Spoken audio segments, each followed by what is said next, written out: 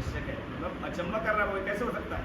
हवा जिधर चाहती है उधर चलती है और तो उसका शब्द सुनता है, पर नहीं जानता वो किधर से आती है किधर को जाती है। जो कोई आत्मा से जन्मा हो ऐसा ही है। निकोदेमुस ने उसको उत्तर दिया, ये बातें कैसे हो सकती हैं? ये सुनकर यीशु ने उससे कहा, तुम इजराइलियों का गुरु होकर भी या इन बातों को नहीं समझता? मैं तुझसे सच सच कहता हूँ कि हम जो जानते हैं वह कहते हैं और जिसे हमने देखा है उसकी गवाही देते हैं, और तुम हमारी गवाही ग्रहण नहीं करते, जबकि मैंने तुमसे पृथ्वी की बातें कही और तुम विश्वास नहीं करते। यदि मैं तुमसे स्वर्ग की बातें करूं तो फिर कैसे विश्वास करोगे? जमीन पर भी बहुत सी ऐसी चीजें जो अभी बहुत से लोगों ने देखी नहीं, जो सब खुदा ने बनाई। अभी पूरी जमीन पर मनुष्य मतलब घूम नहीं पाया। बहुत सी ऐसी चीजें हैं जहाँ आगे रास्ते ब्लॉक हैं, बने भी बड़े बड़े पशु पड़े हैं, बड़े बड़े जानवर पड़े हैं, वो आगे रास्ता बंद है, नहीं जा सकते। समुद्र है, समुद्र में लोगों ने घूम लिया, पर वैसे बहुत से जंगल है, रास्ते हैं, वहाँ मनुष्य नहीं पहुँच पाया। जब जमीन पर की बहुत सी चीज़ ऐसी मनुष्य नहीं जानता, स्वर्ग में तो वो क्या करें? स्वर्ग की बातें कहूँगा तो तुम कैसे समझोगे?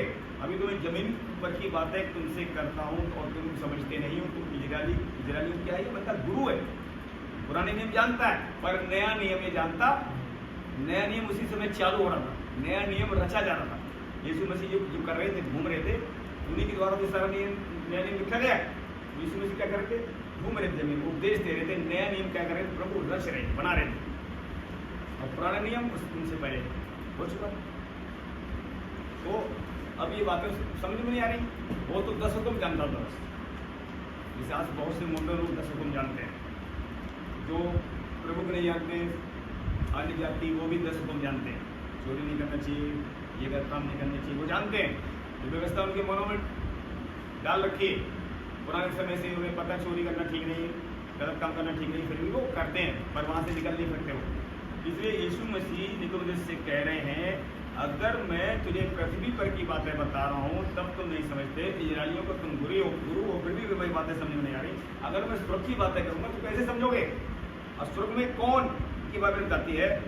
स्वर्ग में मांस लहू का शरीर वहाँ नहीं जा सकता, वहाँ सब आत्मा के लोग हैं, आत्मा के लोग रह रहे हैं। अब ये हवा चल रही है, पंखा चल रहा है, हवा चल रही है, इसका कोई वेट है? हवा को तराजू में तोल सकते हो, मुट्ठी बंद कर सकते हो? ऐसे ही आत्मा को तुम छू नहीं सकते हो, न उसकी मुट्ठी बंद। जिसने आत्मा बनाया है वही उसे पकड़ सकता है, वही उसे रोक सकता है, वही उसे बांध सकता है। परमेश्वर ने सारी अपने आत्मा से सबको जन्म दिया है, इसलिए वही है जो सबको कमांड कर सकता है, बाकी कोई मनुष्य नहीं। मनुष्य इस हवा को नहीं पकड़ पाया। इसीलिए ये अद्भुत काम जो है ये निकोदेमुस को समझ में नहीं आ रहे। जैसे आज बहुत से लोग कहते हैं भूत प्रेत नहीं है, शैतान को नहीं जानते। रहे कहाँ भूत प्रेत? बहुत से लोग उन्हें समझ नहीं आता, जब उसके चक्कर में पड़ जाते तब समझ में आता है। जब उनके घर में कोई शैतान जब पकड़ लेता है किसी को, दवाइयाँ काम नहीं करती हैं, रिपोर्टें सारी नॉर्मल है, बंदा फिर भी बीमार है, तब वो कहते हैं वास्तव में कोई बात है, फिर चेक करो। इसी तरीके से परमेश्वर को भी समझना मनुष्य के बस से बाहर है। इसी वजह क्या करें? मत्ती 11:25 में, जब तक वो प्रकट ना करे हम पर तुम पर तो हम भी समझ सकते। हाँ, इसलिए ये आत्मा की बातें हैं, ये आत्मिक बातें हैं जो परमेश्वर की आत्मा ये समझ देता है। ये बहुत जरूरी है। ये बातें आपको अगर समझ में आ रही हैं तो अपनी आत्मा के विषय में चौकस रहो। मनुष्य, हर एक मनुष्य अपनी आत्मा के विषय में चौकस रहे, क्योंकि हमारा आत्मा ही बचाया जाएगा, शरीर तो मिट्टी में मिला दिया। हम एक आत्मा है, ध्यान रखना। चाहे छोटा बच्चा कौन, ये भी आत्मा है, इसका जन्म हो गया नया। अब ये आत्मा के विषय में चौकस रहे, इसके माँ बाप मम्मी डैडी इसको चौकस रखें, ताकि इसकी आत्मा तैयार हो सके। खुद तैयार हो, उसको तैयारी करें, क्योंकि जितने बच्चे बाइबल बताती है ये जितने यहोवा के दिए, कितने लड़के सब यहोवा के दिए भाग। माँ बाप का हिसाब लिया जाएगा अगर बच्चे बिगड़ गए तो। समझा रहा हूँ, समय बहुत करीब। अब जिसे समझे नहीं वो तो माँ बाप ही जब गलत काम करें तो बच्चे क्या करें? पर माँ जान गई यीशु मसीह को, माँ का फर्ज है बच्चों को तैयार करें। बहुत से माँ बाप नहीं जानते, बच्चे पहले निकलते हैं। लेकिन ये जरूर है जिसकी जिम्मेदारी जो है उसको निभानी पड़ेगी। तो इसलिए अब आप वचन बहुत से जानते हो, आप जितने लोग यहाँ बैठे हैं काफ़ी वचन आप जानते हैं, लाइव में जुड़े भाई बहन आप भी वचन जानते होंगे, कोई बड़ी बात नहीं। आप हो सकता है हमसे भी वचन ज़्यादा जानते हो, लेकिन वचन जानने से जानते तो बहुत सारा ज्ञान हो सकता है। बाइबल कहती है बहुत सारा ज्ञान घमंड को भी लेकर आता है, अगर बहुत सारा ज्ञान कम ज्ञान भी हो सकता हो, पर प्रभु से जान पहचान है, रिश्ता ठीक है, जीवन आपका सुधर चुका है, तो आप खतरे से बाहर आ गए। परमेश्वर किसी पक्षपात नहीं करेगा। ये बाइबल बताती है परमेश्वर क्या चाहता हमसे। अय्यूब वचन पढ़े निकालते हैं, अय्यूब में बड़ा बाइबल नहीं है, अगर होनी चाहिए रखना के साथ बाइबल की बता रहा हूँ।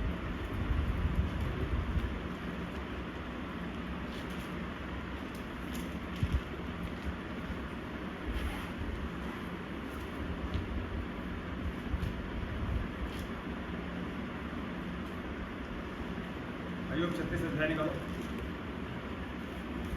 36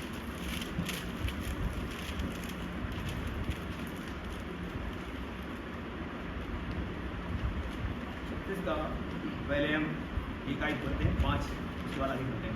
देख परमेश्वर सामर्थी है और किसी को तुच्छ नहीं जानता, वह समझने की शक्ति में समर्थ है, वह दुष्टों को जिलाए नहीं रखता और दीनों को उनका हक देता है। बस देख परमेश्वर सामर्थी है और किसी को तुच्छ नहीं जानता, वह समझने की शक्ति में भी समर्थ है और दुष्टों को जिलाए नहीं रखता और दीनों को उनका हक देता है। दुष्ट जानते हो गलत काम करने वाले जीते नहीं रहेंगे, गोरे मार देगा। दुष्ट हमेशा जीते नहीं रहेंगे, उन्हें जिलाए नहीं रखता है। कलाम क्या कहता है? धर्मी जन हमेशा बसा रहेगा। अब इसी का 10, 11, 12 वह उनके कान शिक्षा सुनने के लिए बोलता है और आज्ञा देता है कि वह बुराई से दूर रहे। यदि वह सुनकर उसकी सेवा करे, तो भी वह अपने दिन कल्याण से और अपने वर्ष सुख से पूरे करते हैं। बस लगाइए, वह उसके कान शिक्षा के लिए खोलता है और आज्ञा देता है कि वे बुराई से दूर रहें। यदि वे सुनकर उसकी सेवा करें, तो वे अपने दिन कल्याण से और अपने वर्ष सुख से पूरे करते हैं। सुनकर आपने जब कोई पहली बार वचन सुनना आता है, ध्यान से अगर सुनता है, परमेश्वर को तुरंत छूता है, तुरंत से आनंद फील होता है, सारी कमजोरी चली जाती है, उसे लगता है वाह ऐसी बातें मैंने कभी नहीं सुनी। वो तेजी से स्पीड बढ़ता है ना, और धीरे किसी चक्र को फंसकर इन्हीं बातों में वो सुस्त हो जाता है, ढीला हो जाता है। वो जो ढीला हो जाता है यही खतरनाक है, क्योंकि क्या लिखा हुआ है, इस वचन खोला है, इब्रानी निकाला 12 अध्याय 12 के 1 से पढ़े। ये बहुत जरूरी है, रोका जाएगा, हम रुके ना तब उस सफलता पाएंगे। इस कारण जबकि गवाह का ऐसा बड़ा बागर हमको घेरे हुए है, तो आओ हर एक रोकने वाली वस्तु और उलझाने वाले पाप को दूर करके वह दौड़ जिसमें हमें दौड़ना है, धीरज से दौड़े और विश्वास के कर्ता को सिद्ध करने वाले यीशु की ओर ताकते रहें, जिसने उस आनंद के लिए जो उसके आगे धरा था। बस अब देखिए यहाँ हम देखते हैं लिखा हुआ है, आओ हर एक रोकने वाली वस्तु उलझाने वाले पाप को भी। अगर हमें यीशु मसीह में बढ़ने से कुछ भी रोकता है, क्या करें उसे? और अपनी दौड़ को धीरे से दौड़े। अब आपको पता होना चाहिए मैं कौन सी चीज यीशु मसीह में आगे बढ़ने से रोक रही है, तभी हटाओगे। अब तुम पता ही नहीं किसी को, देखिए मोबाइल रोक सकता है, मोबाइल में ज़्यादा चीज़ें और अनाप शनाप देखना, मोबाइल आपको रोक रहा है।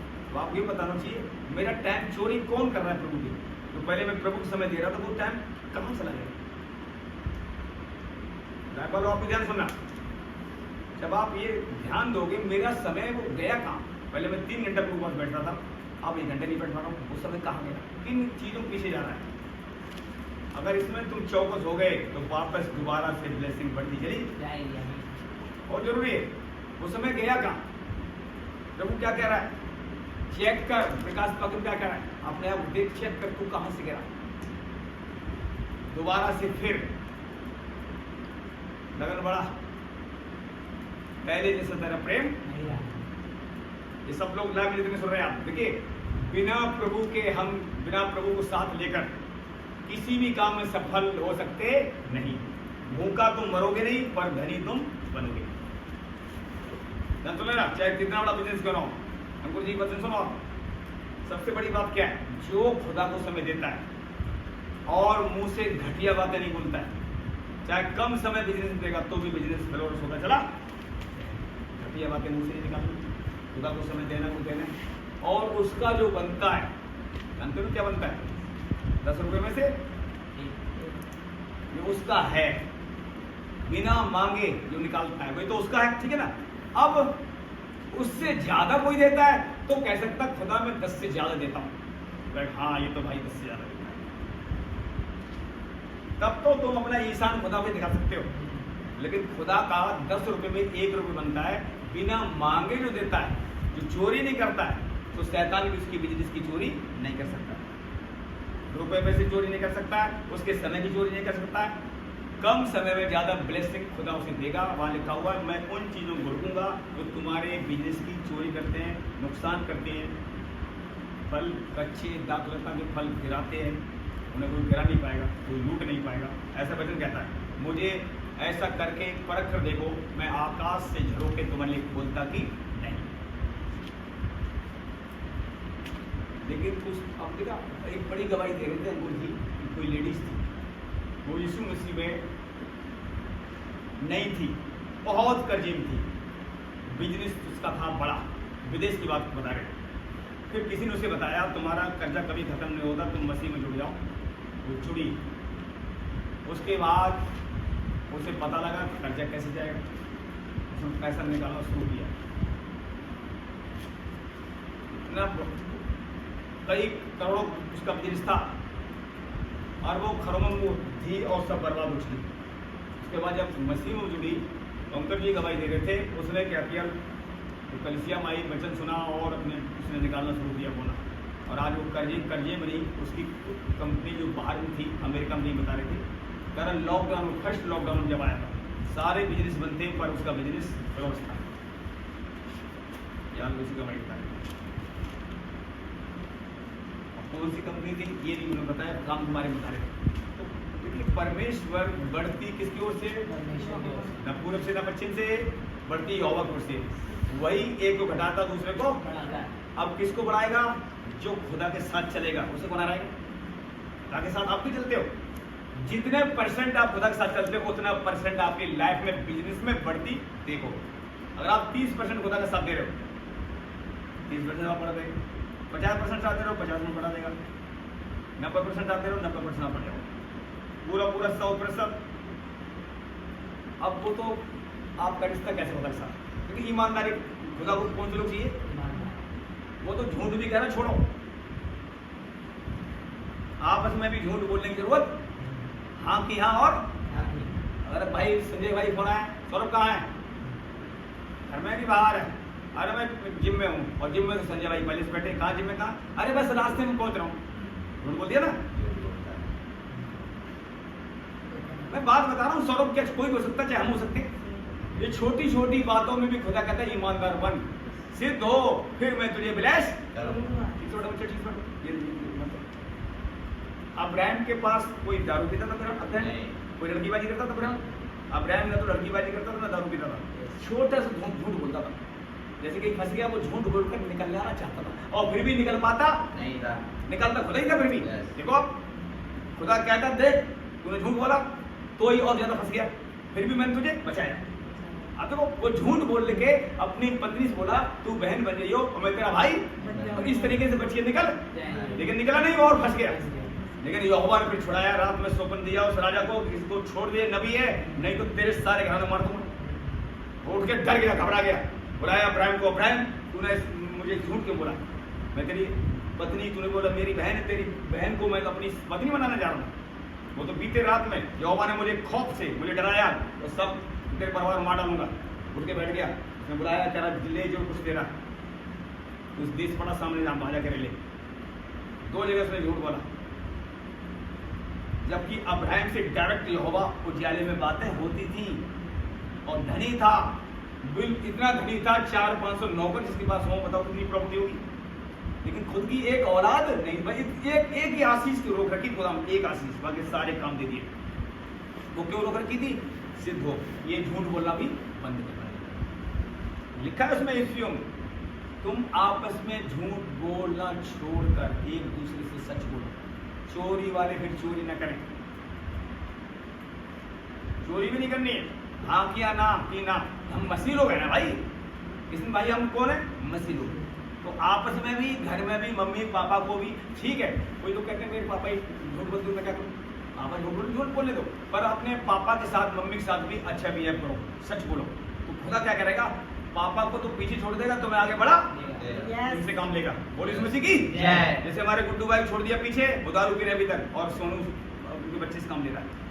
वो लड़का एकदम ईमानदार है, बहुत बड़ा काम कर रहा था इसका। तो आप नहीं समझो पापा की पैसा लिए जाए बाद में, लेकिन अभी जो सच बोलेगा, खुदा के साथ सच चलेगा, खुदा उसे अपना बर्तन बना, और खुदा का बर्तन आप बन गए। इससे बढ़िया क्या बात? इससे बढ़िया कोई बात हो सकती नहीं। खुदा के जो काम आए, यहाँ अगर खुदा के काम आए ना, खुदा आपको स्वर्ग में नहीं छोड़ेगा, वहां अच्छी जगह इस्तेमाल करेगा। इसी ईमानदार बनाना चाहता हूँ हम, इस शरीर में रहते हुए ईमानदार बने। हमारे भिन्न भिन्न अंग हैं, अब देख लो शरीर में बहुत सारे अंग हैं ना, तो ये अंग दूसरे अंग से नहीं कह सकता मुझे तेरी जरूरत, कैसा भी कमजोर है इसको, तो इसको आप सराहोगे, जल्दी ठीक हो बोलते नहीं बोलते। और जैसे राहत मिल जाती, सारे अंग मिल के आनंद बनाते हैं। तो ये क्या हो रहा था अभी कुछ दिन पहले क्या हो रहा था? हमारे एक बंदा कमजोर है, सब परेशान थे, अब आगे अब बैठ गया, आनंद मना रहे नहीं मना रहे? बोलिए मसीह की जय। अब किसान आगे आनंद हो रहा नहीं हो रहा? एक अंग कमजोर था, सब व्याकुल के सारे परेशान, उसे कैसे निकालो निकालो निकालो, कल से आना चाहिए आना चाहिए आना चाहिए। अब खुदा ने सुन ली तो आया नहीं आया? अब सारे अंग मिलकर क्या कर रहे हैं? आनंद। बोलिए मसीह की जय। वो नहीं चाहता मुझ कोई नाश हो, छोटा भी नाश नहीं हो, वो नहीं चाहता है सब के सब को चाहता मेरे साथ उठाइए। अब नाश अगर होगा तो अपनी गलती से होगा, खुदा की इसमें कोई गलती नहीं है। उसे हम गलत नहीं बता सकते, ना वो गलती करता है, और हमारी गलतियों से हमें बचाता होगा। अब्राहम उसने बचाया, 75 साल में वायदा किया तुझे मैं औलाद दूंगा। अब सिद्ध होने में बताओ कितने साल लगे?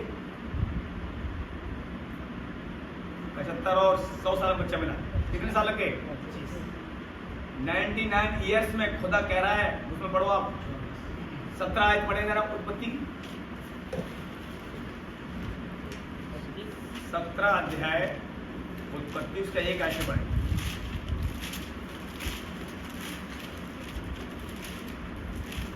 जब अब्राहम 99 वर्ष का हो गया, कितने वर्ष हो गया? 99। तब यहोवा ने उसको दर्शन देकर कहा, मैं सर्वशक्तिमान ईश्वर हूँ, मेरी उपस्थिति में चल और सिद्ध होता जा। बस जब अब्राहम 99 वर्ष का हो गया, तब यहोवा ने उसको दर्शन देकर कहा, मैं सर्वशक्तिमान कौन हूँ? ईश्वर, मेरी उपस्थिति में चल और सिद्ध होता जा। क्योंकि अभी सिद्ध हुआ नहीं है, और बालक अभी मिला नहीं है। 99 वर्ष, कितने साल कम रह गया? 100 साल, एक। अभी तक 24 साल तक प्रभु क्या कह रहा है? सिद्ध होता है, बालक दूंगा। लेकिन अभी दिया, वायदा कब किया था? 75 वर्ष का जब था, तब अब्राहम को वायदा किया।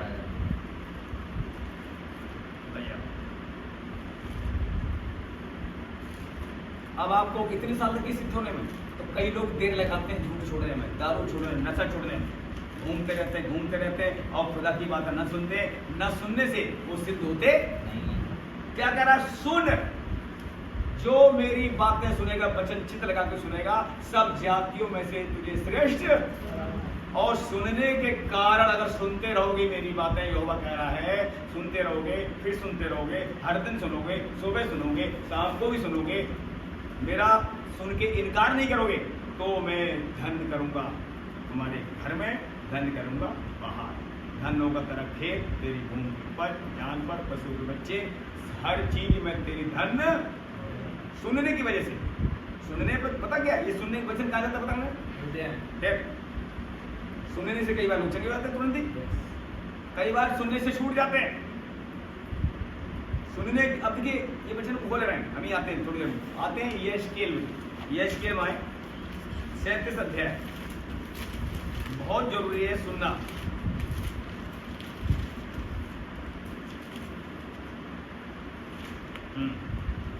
बड़ा एक से जरा। यहोवा की शक्ति मुझ पर हुई और वह मुझसे अपना आत्मा समाकर बाहर ले गया और मुझे तराई के बीच खड़ा कर दिया। वह तराई हड्डियों से भरी हुई थी। तब उसने मुझे उनके चारों ओर घुमाया और तराई की तह पर बहुत सी हड्डियां थी और वह बहुत सूखी थी। तब उसने मुझसे पूछा, हे मनुष्य के संतान, क्या ये हड्डियां जी सकती हैं? मैंने कहा, हे परमेश्वर यहोवा, तू ही जानता है। तब उसने मुझसे कहा, इन हड्डियों से भविष्यवाणी करके कह, हे सूखी हड्डियों, यहोवा का वचन सुनो। परमेश्वर यहोवा तुम हड्डियों से यूँ कहता है, देखो मैं आप तुम में सांस समाऊंगा और तुम जी उठोगे। मैं तुम्हारी नसें उपजाकर मांस चढ़ाऊंगा और तुमको चमड़े से ढांपूंगा और तुम में सांस समाऊंगा और तुम जी जाओगी और तुम जान लोगी कि मैं यहोवा हूँ। बस अब ध्यान सुनो। परमेश्वर का आत्मा इस नबी को कहा ले गया तराई के मैदान में, हड्डियां पड़ी थी सूखी, और प्रभु का आत्मा ने कहा क्या ये हड्डी जी सकती? नबी कह रहा है प्रभु तू जानता है। तब देखिए क्या किया, इनको वचन बोल। यहोवा कहता है सूखी हड्डियों परमेश्वर का वचन सुनो, तुम्हारे को मैं जिंदा करूंगा, हड्डियों को फिर मांस चढ़ाऊंगा, चमड़ी चढ़ाऊंगा, नसें बनाऊंगा और तुम जी उठोगी और तुम जान जाओगी कि मैं ही यहोवा हूं। ये बात जब हो रही है, अब आप इस सहायता पढ़ो तो क्या हो रहा है? भविष्यवाणी हो रही है। अब देखो ये हड्डियों में जान आएगी और हड्डियां क्या करेंगी? वास्तव में जान जाएंगी यहोवा ही परमेश्वर है। इस आज्ञा के अनुसार मैं भविष्यवाणी करने लगा और मैं भविष्यवाणी कर ही रहा था कि एक आहट आई और भूडोल हुआ और वह हड्डियां इकट्ठी होकर हड्डी से हड्डी जुड़ गई। मैं देखता रहा कि उनमें इसकी नसें उत्पन्न हुई और मांस चढ़ा और वह ऊपर चमड़े से ढक गए, परंतु उनमें सांस कुछ ना थी। तब उसने मुझसे कहा, हे मनुष्य के संतान, सांस से भविष्यवाणी कर और सांस से भविष्यवाणी करके कह, हे सांस, परमेश्वर यहोवा यूँ कहता है, चारों दिशाओं से होकर इन घात किए हुए में समा जा कि यह जी उठे। उसकी इस आज्ञा के अनुसार मैंने भविष्यवाणी की, तब सांस उनमें आ गई और वह जी कर अपने पाँव के बल खड़े हो गए और एक बहुत बड़ी सेना हो गई। बताइए क्या सुन के? वचन वचन सुन, वचन में सामर्थ्य लिखा हुआ, वचन जीवित प्रबल दुधारी तलवार से चौका है। इस वचन जीवन है। प्रभु ने कहा है ये बातें जो मेरी है ये आत्मा और जीवन है। मनुष्य केवल रोटी से नहीं, इस वचन से भी जिंदा रहेगा। और इस वचन ने जो बनाया प्रभु ने, परमेश्वर कौन है? वचन। उसी ने बोल बोल के मुंह से सब कुछ बना दिया, लेकिन आदम को अपने हाथ से मिट्टी गूंदी, तो पहले पुतला बनाया, फिर आत्मा और श्वास उसके नथुन फूका। और एक कितनी बड़ी बात, अद्भुत तरीके से बनाया नहीं बनाया? भाई पहला आदम कैसे बना? सिर्फ परमेश्वर ने अपनी श्वास आत्मा से बनाया, मिट्टी से। लिखा हुआ है उत्पत्ति। हाँ, भाई परमेश्वर की सांस में क्या जीवन तो है? उसकी सांसें हम ले रहे हैं, उसकी दी हुई सांसें ले रहे हैं। बाइबल बताती है, यूं लिखा हुआ है 34 की 15 में, यदि को अपना मन मनुष्य से हटाए, आत्मा श्वास अपने में ही समेट लिए वापस ले ले, सारे जीवधारी मिट्टी में तुरंत मिल, सब मनुष्य मिट्टी मिल जाएगी, जानवर मिल जाएंगे। सबको सांसें कौन दे रहा है? आप देखो कुत्ती बिल्ली सांसें लेती नहीं लेते हैं, धूप लगती है कभी निकल जाओ रोड पे, नालियों बैठे मिलते हैं, छाया ढूंढ रहे हैं। तो ये तो हम देख रहे हैं परमेश्वर ने हमें बनाया है और हमें भी ये बातें समझ में आ रही हैं। ये बहुत सी बातें अभी लोग नहीं जानते हैं। इस संसार में क्यों पैदा हुए, हम कौन हैं, कहाँ से आए, किसने भेजा, कहाँ जा रहे हैं, लोगों को पता? बस बच्चे बड़े हो गए, धीरे धीरे माँ बाप जो कर रहे हैं वही बच्चे करने लगते हैं, और माँ बाप जैसे मर गए वैसे बच्चे भी मर गए, बड़े बड़े चले जाते हैं। हमारे दादा परदादा मर गए, दादा परदादा मर गए हमारे, उन्होंने इसमें से नहीं जाना। लेकिन अब ये पीढ़ी आई, प्रभु ने आगे बोली हमारी, उन्हें मर जाते। प्रभु ने कहा है मेरे ज्ञान की, ये ज्ञान स्वर्गीय ज्ञान है। जमीन पर तो दिया गया है, लेकिन ये बातें स्वर्गीय बातें हैं। आत्मा, परमेश्वर का आत्मा कहाँ निवास करता है? स्वर्ग में। और बाइबल अय्यूब कह रहे हैं परमेश्वर की आत्मा ने मुझे बनाया है। तो अय्यूब एक जगह क्या कह रहे हैं, मुझे निश्चय है मेरा छुड़ाने वाला जिंदा है। अगर मैं इस काल में नष्ट भी हो गया तो दूसरे शरीर में होकर मैं अपने परमेश्वर को देखूंगा। दूसरा शरीर कौन सा? वही रूहानी शरीर, रूह खुदा का प्यार मिला है। आज जो रूह है खुदा हमारा है कि शरीर में नहीं है, पर मेरा बाप यहाँ है तो है। अब बताइए यहाँ पर हम लोग बैठे हैं किस, अब हम कई बार क्या करते हैं, आलस करने लगते हैं। कई बार हम इकट्ठे होकर भी कई बार गलत बात बोल देते हैं। पता खुदा हमारे मध्य में, उसे आदर मिलना चाहिए हम सबसे। खुदा किस चीज होगा पता है? सिर्फ आदर का। मेल बली होम बली अब उसे नहीं चाहिए, धन्यवाद की मिलनी चाहिए और हम उसे आदर दें। हम तरीके से यहाँ बैठे एक दूसरे का आदर करें और हम मिलकर सब क्या करें, खुदा को आदर दें। बस इससे यही खुदा चाहिए, कुछ नहीं चाहिए। जब उसे मिलकर आदर देते हैं और आपस में एक दूसरे से प्रेम रखते हैं, एक दूसरे की क्षमा करते हैं, खुदा बहुत खुश होता है कि बच्चे क्या कर रहे हैं, हमारा कहना मान रहे हैं। क्या भली मनोहर बात है जो भाई लोग आपस में मिले। कमजोर कोई भी हो सकता है। क्या लिखा हुआ है उसमें? रोमियो में जरा देखें, रोमियो निकालें 15 अध्याय तो एक से पढ़े। अतः हम बलवानों को चाहिए कि निर्बलों की निर्बलताओं को सहे, ना कि अपने आप को प्रसन्न करें। हम में से हर एक अपने पड़ोसी को उसकी भलाई के लिए प्रसन्न करे कि उसकी उन्नति हो। क्योंकि मसीह ने अपने आप को प्रसन्न नहीं किया, पर जैसा लिखा है, तेरे निंदकों की निंदा मुझ पर आ पड़ी। बस सुनिए, अब देखिए यीशु मसीह ने, ध्यान सुनो, यीशु मसीह की निंदा हुई। वो सहतारा किसके लिए? तो आप लोग हमें आपस में नहीं सहना चाहिए, ये उन्नति नहीं होगी। जो कमजोर व्यक्ति है, मान लो चलो यही इसी बात कर रहा हूँ कि किसी कमजोर है, क्या करना चाहिए? नहीं तो हम लोग जब सहते नहीं, जब हम सहते हैं दूसरे को सहना सिखाते हैं, उन्नति करते हैं दूसरे की, और खुदा यही चाहता रहता है। बहुत जरूरी है, क्या लिखा हुआ है? निर्बलों की निर्बलताओं को सहे, न कि अपने आप को प्रसन्न करें। ठीक है, हम भी कभी कमजोर थे, नहीं थे क्या? अभी मान लो इसमें से कोई कमजोर हो सकता है, सनी कमजोर है, धीरे आगे बढ़ रहा है। कई बार मानता हूँ, कई बार ऐसा होता है बच्चे नहीं सुनते तो एक मारना ही पड़ता है। अगर टीचर ना मारे बच्चों को तो बच्चे आगे नहीं बढ़ेगा। भाई टीचर भी तो इस क्लास में जाओ, क्या करता है टीचर? सब बच्चों को सहने पड़ते, सहने नहीं पड़ता है। कोई बच्चे से इतने खराब निकलते हैं, टीचर बार बार खड़ा करता है पढ़ने के लिए, और वो न तो घर पे काम करेगा न स्कूल में काम करेगा। उनकी बार बार शिकायत आती है, टीचर करते हैं शिकायत, माँ बाप से करते हैं। माँ बाप कई बार बुलाते हैं कि तुम्हारा बच्चा पढ़ता ही नहीं, क्लास नहीं लेता है। माँ बाप बुलाते हैं, अब धीरे धीरे क्या करते हैं माँ बाप। कुछ बच्चे होते हैं जो बार बार क्या करते हैं, अपने माँ बाप के पास टीचर में शिकायत करते हैं, कंप्लेंट उनकी आती है बच्चों को। तो वो बच्चे जब ज़्यादा शिकायत आती है तो स्कूल से निकाल दिए। हाँ, जब ज़्यादा शिकायत आती है तब निकाल ही जाते हैं, तो पहले टीचर भी सहते हैं कि बच्चा स्कूल ना छोड़े। एक नहीं, कई बच्चे होते हैं, 2-4-5 बच्चे जरूर होते होंगे, ऐसी बात नहीं। एक क्लास में मान लो 60-70 बच्चे हैं तो 2-4-5 तो खराब निकलेंगे। कुछ बच्चे ऐसे होंगे तुरंत कैच करेंगे, उन्हें मार्केट टीचर बना दिया जाता है। सब तरह के बच्चे हैं, सब तरह की खेती है, 4 तरह की खेती आप जानते हैं, ये 4 तरह की भूमि आप पर। तो फिर भी अगर हम कोशिश करते हैं, लोगों को कोशिश अपनी करें कि कोई भी नाश ना हो, उस बात का इनाम हमें दिया जाएगा। यीशु मसीह किस बात का इनाम मिला? सब जातियों में श्रेष्ठ क्यों बनाया गया? यीशु मसीह को सब जातियों में श्रेष्ठ नाम क्यों मिला? बताओ। अगर यीशु मसीह को क्यों वहां लिखा हुआ है फिलिपियों में,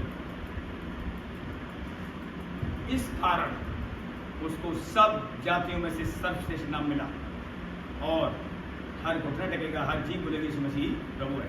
परमेश्वर ने कहा अब ये सारी दुनिया के लिए मारा गया, गाड़ा गया, किसी ने निंदा किया, यहोवा ने से यीशु मसीह की निंदा कर दिया, और ये डिक्लेयर कर दिया कि अब जो कोई यीशु मसीह पर विश्वास करेगा वही उद्धार पाएगा, कि नहीं पाएगा। तो देखिए यीशु मसीह ने सबको सह लिया, ठीक है, पर हमें अपने अपने हिस्से का सबको सहना नहीं, तो हम भी स्वर्ग के राज्य में प्रवेश नहीं कर पाएंगे। हम आते हैं फिलिपियो,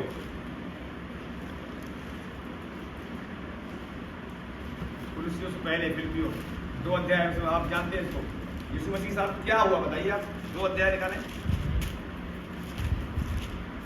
2 का, चलो पहले 2 का हम एक से पढ़ लेते हैं, धीरे धीरे बना, अब समझ में आएगी सबको। अतः यदि मसीह में कुछ शांति और प्रेम से ढाढ़स और आत्मा की सहभागिता और कुछ करुणा और दया है, तो मेरा यह आनंद पूरा करो कि एक मन रहो और एक ही प्रेम, एक ही चित्त और एक ही मनसा रखो। विरोध या झूठी बुराई के लिए कुछ न करो, पर दीनता से एक दूसरे को अपने से अच्छा समझो। हर एक अपने ही हित की नहीं वरन दूसरों के हित की भी चिंता करे। जैसे मसीह यीशु का स्वभाव था वैसे ही तुम्हारा भी स्वभाव हो। बस देखिए इसमें क्या लिखा हुआ है, आप इसको पढ़ चुके हैं, क्या लिखा हुआ है, आप एक दूसरे की चिंता करो जैसा कि मसीह का स्वभाव वैसा ही तुम्हारा स्वभाव हो। एक ही मन रहो, एक ही चित्त रहो, एक ही मनसा के रहो। क्रोध या झूठी बड़ाई के लिए कुछ भी न करो, पर दीनता से एक दूसरे को अच्छा समझो। अब चिंता हम करते हैं, चिंता होती तभी तो, अगर चिंता नहीं होती किसी की तो इसके घर आप लोग जाते क्या? नहीं। लेकिन खुदा अगर साथ देगा तो वास्तव में बढ़ेगा कि ब्लेस की जाए। अब बच्चे देखो, ब्लेस करने होने वाले बच्चे के ऊपर भी हम चिंता करते रहे, पर जो बंदा जो बचना ना चाहे, बिल्कुल ही चिंता ना करे, तो उसे हम जबरदस्ती नहीं बचा सकते, है कि नहीं? हमारे यहाँ मोहित 3 साल था, हमने बहुत चिंता करी, जबरदस्ती नहीं बचा सकते, जबरदस्ती किसी को हम प्रभु ला सकते क्या? कह रहा प्रभु, जब तक पिता ने खींच ले मेरे पास या एक पुत्र न प्रकट करे उस बंदे पर, तब तक वो बंदा जान सकता। सारा तो खेल प्रभु का है, बचाएगा तो वही, पर बचाएगा किसके द्वारा? खुद थोड़ी उतर जाएगा, तुम्हारे और हमारे द्वारा। भाई बहुत से प्रभु के कर लो बंदे काम कर, उन्हीं द्वारा बचाएगा ना। तब ये सारी बातें मसीह थोड़ी उतर जाएगा भाई। चलो कई बार ऐसा होता है, संजय की बातें समझ नहीं आई, सौरभ की बात समझ नहीं आई, विवेक की बातें समझ में नहीं आई, या और भी बंदा क्या उसकी बात समझ में आई, तो होता है। इसलिए यहाँ क्या लिखा हुआ है, किसी को भी तुच्छ मत जानो, अपने से अच्छा समझो, और अपने हित की नहीं। अभी उसमें क्या पढ़ा था 15 रोमियो में, अपनी उन्नति कारण नहीं, दूसरी की उन्नति कारण हो। अपने का अजय चौहान की गवाही, जो अभी आपको ध्यान सुनना पड़ेगा। अजय चौहान ने कहा, एक दिन गवाही दे रहे थे, जो वो गीत गाते हैं मुंबई कोई भाषण है जो, उन्होंने कहा मैंने अपने 200 गीत लगभग लिखे। उस दिन पहली बार बता रहे, मैं गाने के पीछे रहा, मैंने अपने लोगों को गाने को आगे बढ़ाया, जैसे विवेक कर रहा है, पुलिस मिलती थी क्या कर रहा है, सबकी उन्नति कर रहा है। अगर ऐसा करता रहा, लोग सुनते रहे, तो काफी लोग निकल आएंगे और बाद में प्रभु से भी और बढ़ाएगा। पुलिस मिलती की तो अजय ने क्या किया, और लोगों को आगे बढ़ाया और खुद पर्दे के पीछे रहा, औरों को धक्का मार, तुम गाओ तुम गाओ तुम गाओ, बहुतों को गाना सिखा दिया, और बाद में वो भी फास्ट बन गया, गीत गा रहा है। तब हम औरों की चिंता करते हैं तो खुदा हमारी चिंता क्यों करें? बहुत जरूरी है इस बात की। डेली प्रार्थना करता हूँ मुझे ये भी वो बुद्धि समझ दे, ताकत सहने की, ताकि बच्चे जो लेकर चल रहा है तेरे पीछे लेकर चल सके। प्रार्थना करते हैं आप लोग, संजय की सब प्रार्थना कर रहे हैं, हम तो पूरी इसी प्रार्थना करें जिनके नाम जानते। अभी उन्होंने क्या पढ़ा था उसमें, देखिए इब्रानी हुआ 13 अध्याय। बिना प्रार्थना से हम कोई चल पाएंगे, प्रार्थना करना सबको बहुत जरूरी है। 13 अध्याय 13 का 17 से पढ़े। अपने अगुवाओं की आज्ञा मानो और उनके अधीन रहो। बस थोड़ा सा बताइए। अब देखिए, अपने अगुवाओं की आज्ञा मानो और उनके क्या रहो, और थोड़ा आगे बढ़ो। क्योंकि वह उनके समान तुम्हारे प्राणों के लिए जाते रहते हैं, जिन्हें लेखा देना पड़ेगा। बस हम आइए, जो लोग हमें दिए गए उनके लिए रात को मैं जागूंगा नहीं, जब भी मेहनत नहीं करूंगा तो हमें भी लेखा देना पड़ेगा। भाई आप क्या मजाक समझ रहे? अगर हम डांट रहे हैं तो डांटो समझो, तब बचोगे। क्या लगा, उसके अधीन रहो अपने अगुवाओं के। अगर वो कोई डांटते चुप रहो, कर क्या पर और फिर हमें लेखा देना पड़ेगा उन्हें, क्या उनके प्राणों के लिए, तुम्हारे प्राणों के लिए जागते रहते हैं, जिन्हें लेखा देना पड़ेगा, वे ये काम आनंद से करें, न कि ठंडी सांस से लेकर। कुछ लोग क्या करते हैं, कोई फिक्र नहीं, फिक्र होनी चाहिए। मान लो इस समय प्रॉब्लम चल रही है, कलेश चल रहे हैं घर में, बहुत लोग नहीं आते, हमें पता है चाहिए कौन नहीं आया कर से, इसलिए प्रार्थना करनी चाहिए। कल हम 2 घर में गए संडे सागर, वहाँ पर रात को घर में 10 बजे घुसे था, अब उनको आराम नहीं मिला, दिन भर घूमते रहे, परसों आराम नहीं मिला, रात को 3 बजे नहीं, 2 दिन से 3 बजे नहीं जा पाओ, 1 बजे 1:30 बजे सो गए, शरीर रहते हमारे नहीं जा पाए। 2 दिनों अभी बीच में मैंने गैप नहीं मारा, जब ज़्यादा लोड बढ़ गया अल्लू ऊपर से, हालांकि 1.5 घंटा 1:30 बजे सो गई, वैसे 3 बजे सोता, नहीं जा पाए। और आज मैं सोच रहा हूँ जाऊँ प्रार्थना करूँ, तो क्योंकि ये लोड होता है, क्या लगता है तुम्हारे प्राणों के लिए जागते हैं, रखवाली करते प्रार्थना करते हैं। तो जो लोग दिए गए जिस पासवान को, उनसे खुदा हिसाब मिलेगा, तुमने इन भेड़ों की रखवाली क्यों नहीं करी। मान लो हम फाइटिंग करते घर में, लड़ाई लड़ते हैं, शैतान से किसी कोई परेशानी होती है, तो पता क्या, उन पर अटैक छोड़ के हम पर अटैक करने आते हैं। क्या करता था, और जब मेरी कोई भेड़ को खाने आता था, रीछ या भालू, तो मैं भाग के दौड़ के जाता था, लड़के उनके मुंह से छुड़ाकर ले आता था, और फिर अगर भालू रीछ मुझ पर हमला करता था, उनके केस पकड़कर उन्हें मार, क्योंकि यहोवा उसके साथ था और यहोवा हमारे भी साथ, यहोवा तुम्हारे सबके साथ। लेकिन अब सवाल ये है कि जो हमें काम दिया गया, क्या ईमानदारी से कर रहे हैं। अब भेड़ों की भी गलती होगी तो भेड़ क्या करें, अब कुछ भेड़ें ऐसी चरवाई सुने नहीं, तो चरवा क्या करेगा, चरवा कह रहे थे चलो, बोली कह रहे नहीं उधर जा रहे हैं, तो चरवा क्या करेगा भाई, एक दिन तुम्हारे पीछे भागूंगा, 4 दिन भागूंगा, फिर हम भी छोड़ देंगे, जाओ जाओ, परमेश्वर दोनों के साथ लेगा कि थोड़ी लेगा भाई। एक बार बताइए, चरवा जो भेड़ है इसकी भी चलनी चाहिए। यीशु मसीह कह रहा है मेरी भेड़ है, मेरी आवाज ऐसे इसके से इतने लोग क्या मेरी आवाज नहीं पहचानते क्या? अगर हमारा देखिए वचन सुनते हैं, हमारे मुंह से बातें सुनते हैं, तो मेरी आवाज़ कहीं पहचान लेंगे। तो फोन पे हमारी बात, फोन पे एक दूसरी आवाज़ पहचानते नहीं पहचानते। अगर तुम यहाँ कलिसिया मानते हो तो मेरी आवाज़ तुम्हें पहचान मानी चाहिए, बहुत जरूरी है। यहाँ साफ लिखा हुआ है, इसलिए वो ठंडी सांस लेकर नहीं, क्योंकि इस दशा में तुम्हें कुछ लाभ नहीं। हमारे लिए भी प्रार्थना करते रहो, क्योंकि हमें भरोसा है कि हमारा विवेक शुद्ध है और हम सब बातों में अच्छे चाल चलन चलना चाहते हैं। प्रार्थना करने के लिए मैं तुम्हें और भी समझाता हूँ कि मैं शीघ्र तुम्हारे पास फिर आ सकता हूँ, क्योंकि प्रार्थना करना बहुत जरूरी है। प्रार्थना पावर है, प्रार्थना मार्ग को खोलती है।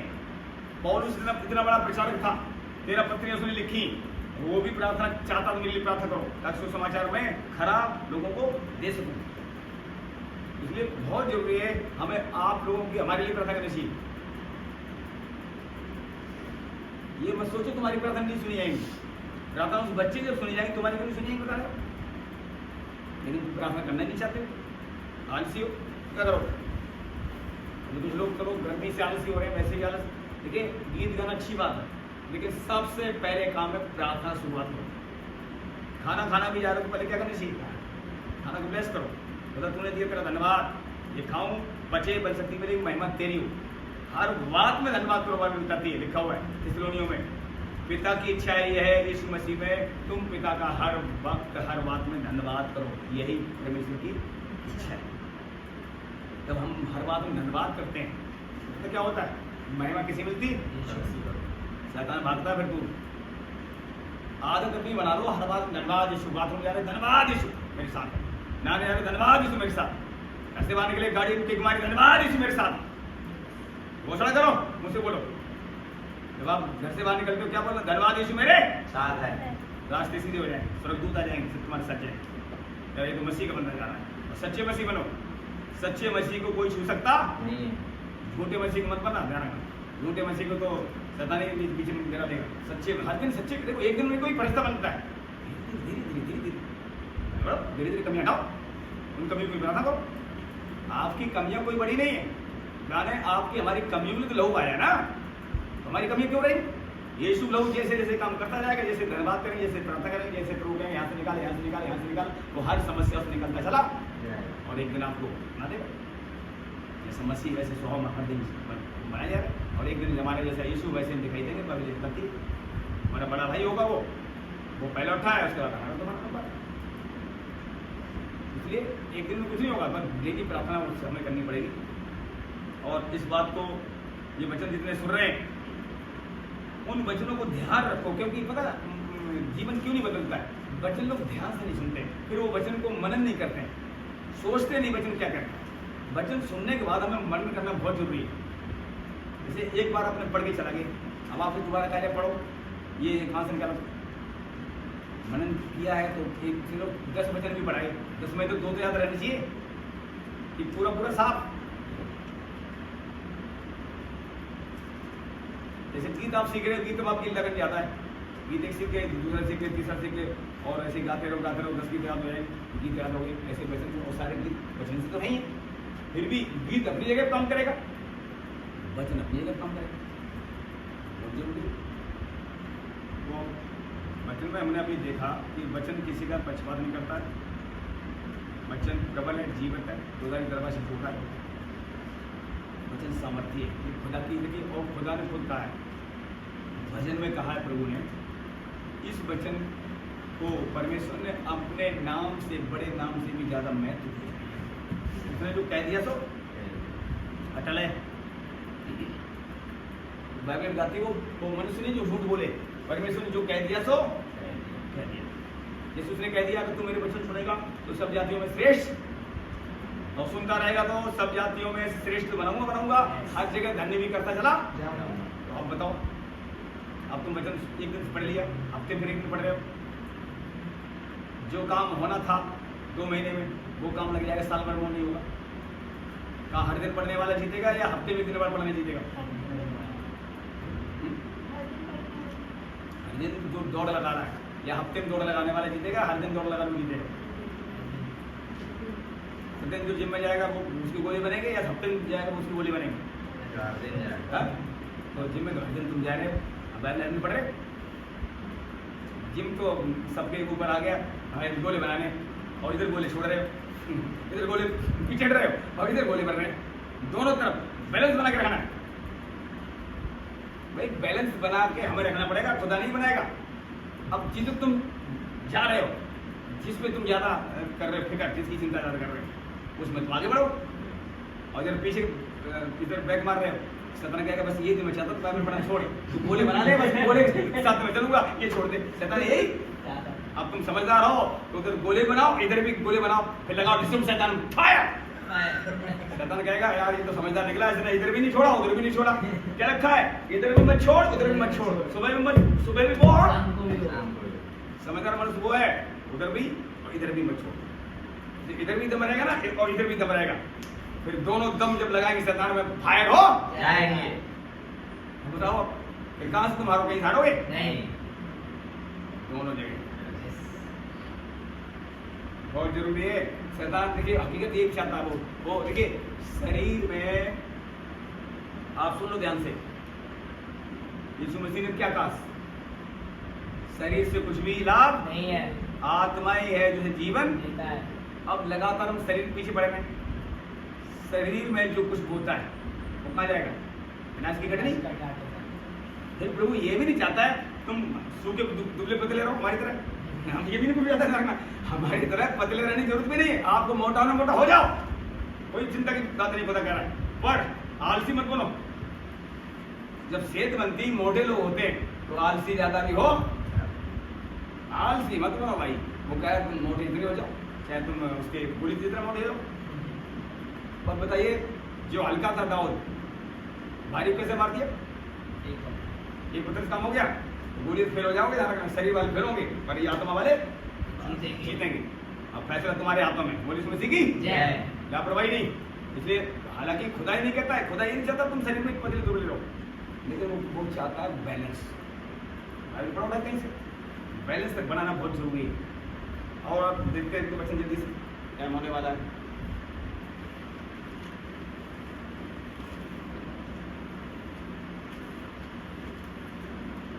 अब आते हैं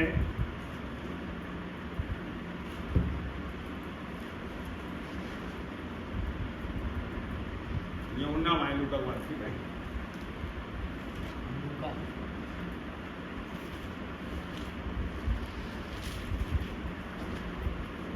लूका के बाद यूहन्ना 12 अध्याय।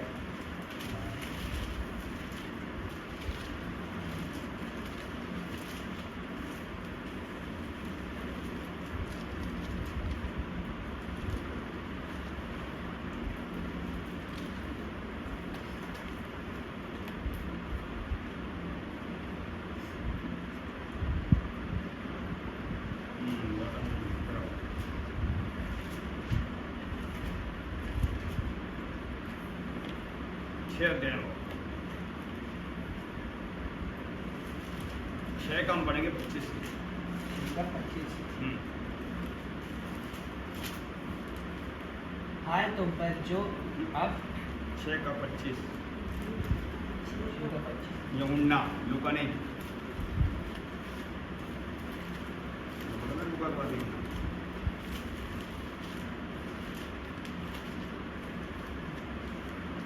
झील के पार जब वह उससे मिले तो कहा, हे रब्बी, तू यहाँ कब आया?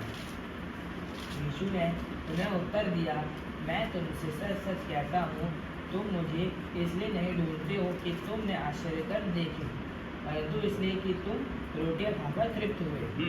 नाशवान भोजन के लिए परिश्रम ना करो, परंतु उस भोजन के लिए जो अनंत जीवन तक ठहरता है। बस नाशवान भोजन के लिए परिश्रम न करो, परंतु उस भोजन के लिए जो अनंत जीवन तक। अब जैसे रोटी कपड़ा के लिए लोग मेहनत ज्यादा कर रहे हैं, जिन्हें पता नहीं, सुनो, जो नहीं जानते प्रभु को वो तो कर ही रहे हैं, उनकी चलेगी, वो तो अज्ञानता में कर रहे हैं। एक मकान तो एक मकान होना चाहिए उन्हें फालतू का, उसमें किराया आएगा। मान लो किसी के पास 10 लाख रुपए, वो पैसे घटाएगा बढ़ाएगा? बताने घटाने वाला तो ही नहीं। वो कहते 10 लाख किसी और आने से कैसे भी, चाहे ईमानदार से आने से चाहे बेईमानी से। आज लोग ज्यादातर बेईमानी में लगे हुए हैं। ईमानदार का देखिए, ईमानदारी से जल्दी से कोई धनी बनने वाला नहीं है। और धनी व्यक्ति क्या क्या प्रभु ने, जिसके पास बहुत सारा धन था, लेकिन आज जो धनी है उनका क्या हाल होगा? तो बांट नहीं रहे, क्या होगा बताना? आप तो तुम्हारा रहो, आपको सोचो, धनी व्यक्ति प्रभु ने कहा अपना धन कंगाल को बांट दे मेरे पीछे, बोला मतलब बोले मेरे पीछे, तभी तो उद्धार पाएगा। अब उसने धन तो बांटा नहीं, चला गया, उद्धार हुआ क्या? नहीं। आज बहुत से पैसे वाले वो पैसे को बढ़ाने लगे हुए, क्या हाल होगा बता रहे? क्या हो तुम्हारा? इससे बेहतर ये हर दिन कमाओ हर दिन खाओ, प्रभु सब उठाए जाएंगे। तो हमें यह देखते हैं, नाशवान भोजन के लिए प्रभु क्या कहना, परिश्रम मत करो। आप पड़ोस में लिखा कल की भी चिंता, कल क्या खाएगा, कल क्या पहनेगा, ये कल का दिन तेरी को चिंता आप करी जाएगी। आज का ही दुख तेरे लिए बहुत है, लेकिन तू मेरे राज धर्म की खोज कर, कभी सारी वस्तुएं तेरे पीछे आ जाएंगी। राज धर्म की खोज कर, बोला ना, बोला प्रभु ने, राज धर्म की खोज कहाँ करी जाएगी?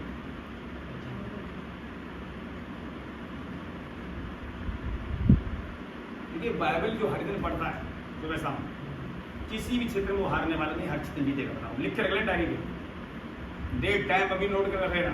जो हर दिन बाइबल पढ़ना सीख गया, कहीं मार नहीं खाएगा। स्वर्ग तो तुम्हारे साथ रहेंगे। अगर तुमने कोई घेर लिया ना 10 घंटों में, कोई बचाएगा। प्रभु के स्वर्गदूत किसके साथ रहते हैं बताओ? प्रभु में तो बहुत से लोग चोरी कर रहे हैं। भाई प्रभु में इस बस्ती में चोरी करने वाले बहुत हैं, नशा करने वाले बहुत हैं, ठीक है, लोगों को धोखा देने वाले बहुत हैं, कि उनके साथ स्वर्गदूत है क्या? क्या लिखा हुआ है? यहोवा के डरवैयों के, जो खुदा का भय मानता है, उसकी आज्ञाओं पर चलता है, उसके चारों स्वर्गदूत घेराव के, मतलब घेरे रहते हैं। घेरे चलेंगे आपको स्वर्गदूत, आपको दिखाई नहीं देंगे, बस स्वर्गदूत आप साथ जाएंगे, साथ ले जाएंगे, साथ घर लेकर आएंगे। हमारे साथ स्वर्गदूत चलते हैं, इतना मैं जानता हूँ। अब आप नहीं चलते तो भी बोलो, तो भी आ जाएंगे। अरे ईमानदार तो बनो, तुम बोल क्या रहे हो? अब तुम्हारे पास स्वर्गदूत नहीं, तब भी बोलो यीशु मेरे साथ है, तो आ जाएगा। लेकिन अगर आपने झूठ बोला तो तुरंत चला भी। अगर हमने किसी की गद्दारी कर दी है तो आ तो जाएगा बचाने के लिए। भैया वो पुकारोगे तो आएगा बाप हमारा, लेकिन आपने फिर झूठ बारा गलत काम किए तो वहां से हट और तुम्हारी ताड़ना आ जाएगी साथ में, शैतान को भेजा जाएगा या उसकी ताड़ना करके आए। इसलिए बाइबल कहती है आपस में झूठ भी, झूठ जब वो बोलते किसे महिमा मिलती है बताना, और प्रभु बिल्कुल नहीं चाहता शैतान की महिमा एक बार भी आपको। अब्राहम झूठ तो बोलता था, अब्राहम को देखो 99% प्रभु कह रहा सिद्ध हो जाता। वास्तव में जब हम झूठ नहीं बोलते, बुरा काम बिल्कुल नहीं करते, हर दिन प्रभु महिमा करते हैं और हम उसकी महिमा करने की आदत हमारी बन जाती है।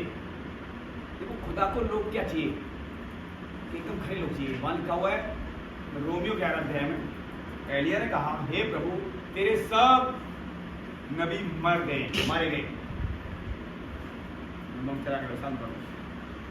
सुनिए, तो एलिया जब देखा कि सारे नबी खत्म हो गए, मैं ही अकेला बचाऊं, तो परमेश्वर से उत्तर आया कि ये तू मत सोच कि सब नबी मर गए, अभी 7000 ऐसे नबी हैं पुरुष मैंने अपने पास छोड़े हैं जिन्होंने बाउल देवता के आगे कभी घुटने नहीं टेके। बताइए, परमेश्वर की निगाह है सब पर। देखिए आप ध्यान सुनना, मूसा लाया व्यवस्था, ठीक है, व्यवस्था आए हुए हजारों वर्ष बीत गए। अब इस मसीह में आज से नहीं 2000 साल से इस मसीह लोग आ रहे हैं। बहुत से लोग अभी भी दो तरफ, यही नहीं सब कलिसिया बहुत से लोग दो तरफ चल रहे हैं। लेकिन खुदा ने क्या किया है, अनुग्रह दिया है, मौका दिया है। चलो आज नहीं, अभी अगले साल तक एक या 2 महीने बाद एक तक हो जाएंगे, जैसे जैसे समझ आएगी वैसे ही छोड़ते जाए, जैसे समझ आए वैसे हमको छोड़ते गए।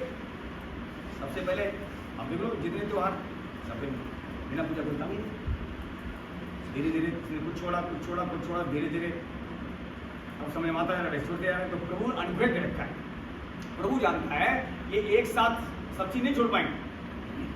और फिर एक बात सुन लो, सब लोग जितने लाख में भाई बने जोड़ो, धीरे धीरे जो सीखता बंदा वो मजबूत होता है, वो मार नहीं खाएगा फिर कहीं। धीरे धीरे जिसकी बुराइयां जाती हैं, जैसे बुराई मान लो एक साथ किसी चली जाए और दोबारा फिर कोई बुराई इसके बाद आ जाएगी। जैसे मान लो किसी ने कुछ जल्दी छोड़ दिया और धीरे धीरे जो छोड़ता है, पक्के छोड़ता है, वो दोबारा नहीं कर सकता। आप देखो धीरे धीरे जो पेड़ बढ़ता है, कोई भी गांव में पेड़ धीरे धीरे बढ़ता है, उसकी जड़ प्लस तना मजबूत होता है। और कुछ पेड़ जल्दी बढ़ते हैं, जमीन से ऊपर एकदम लाइट मारते हैं, जब सीधे चले जाते हैं, आंधी आती है और सबसे पहले वही। ऐसी मशीन देख लो, कोई बंदा जल्दी बढ़ता है बहुत तेज और जल्दी गिर भी। और क्या रखा हुआ है, यीशु मसीह पे विश्वास करने वाली, सिद्ध करने वाली कैसे दौड़े, धीरज के साथ।